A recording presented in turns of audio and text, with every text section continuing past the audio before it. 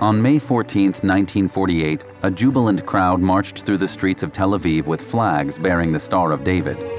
Jerusalem was surrounded and not accessible. David Ben-Gurion stood beneath a portrait of Theodor Herzl and declared, "We hereby declare the establishment of the Jewish state to be known as the State of Israel." He added, "We extend our hand in friendship and peace to all our neighboring states. There is enough room in this land for us and the Arabs." The State of Israel was born. The dream had become a reality. But the Arab Higher Committee had previously declared, "Arabs solemnly declare before God and history that they will never submit to any power coming to Palestine to enforce partition."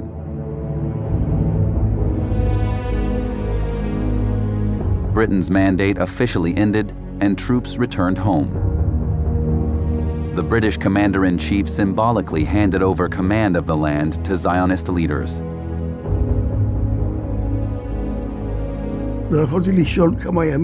I was so excited that I couldn't sleep for several nights. Tel Aviv without the British.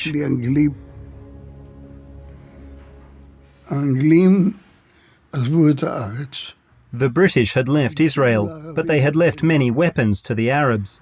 The British had initially been anti-Zionist. They also did not believe that Israel, which was born from blood, would withstand the Arab armies. הייתה מעין אמונה כללית בדיפלומטיה העולמית, בקרב הממשלות. Most of the diplomats and world leaders, and even some of the Zionist leaders here, considered it difficult, if not impossible, for this new state to withstand an attack by the Arab armies. להחזיק מעמד אל מול התקפה של כל צבאות ערב. The armies of neighboring Arab states moved into the former British Mandate territory. The first Arab-Israeli war began. Egyptian planes bombed Tel Aviv. Almost 3 years after the liberation of Nazi concentration camps, most Jews believed they were fighting for their survival. That was certainly a mistake. Entering a war they were not ready for. Remember that the Arab side started the war and lost it. Could Israel have behaved better? Yes.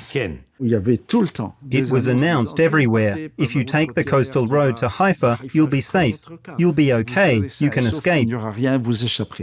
They loaded trucks from Haifa to Tel Aviv. Nearly all the residents of the villages were expelled. People felt endangered and didn't feel safe to stay. And they all thought, as was the case with my parents in Jaffa, that they would leave and be safe, as people do in wars, and then after the war is over, they will be able to return, but they will never able to return.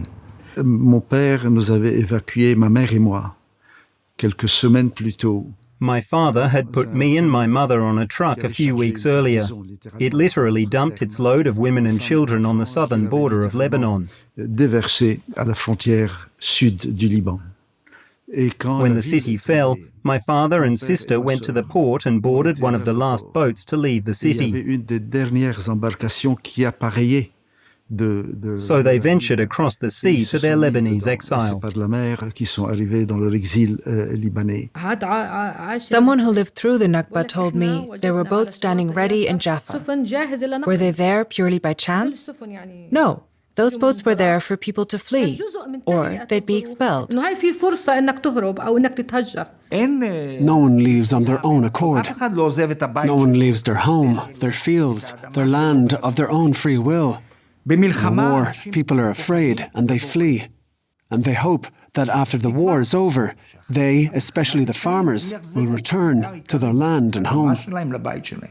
The Arab leaders said, "Leave now and come back later. We will win. We will come back and take everything. The property, the land. We will be victorious." In my eyes, the crime is that they were not allowed to return. People are displaced in war, but why did we shoot at them when they tried to return?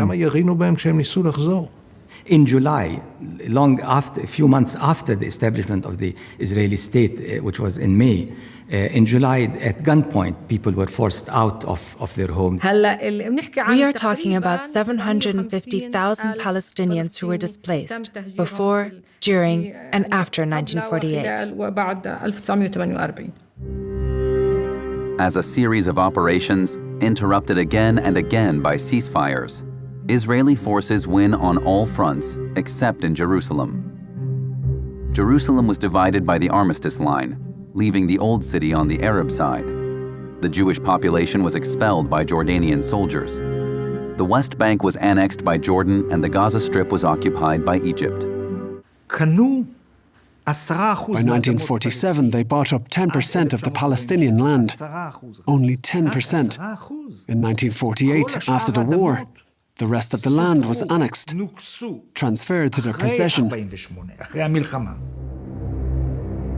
As a result of the war in 1948, most of the 900,000 Palestinian Arabs living in the country prior to the founding of the State of Israel fled. Only 150,000 Palestinians remained, subject to Israeli military administration. The international community did little to assist the refugees. Ajoutez à cela le fait qu'en 1948, l'Europe... You have to keep in mind that in 1948 there were millions of displaced people in Europe.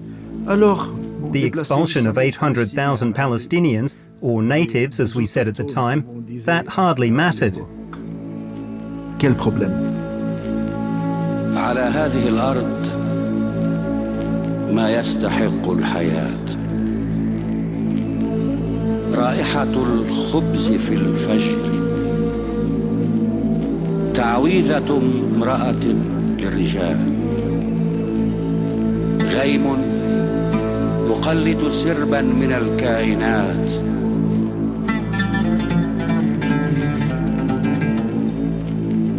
على هذه الأرض سيدة الأرض أم البدايات أم النهايات. كانت تسمى فلسطين، صارت تسمى فلسطين.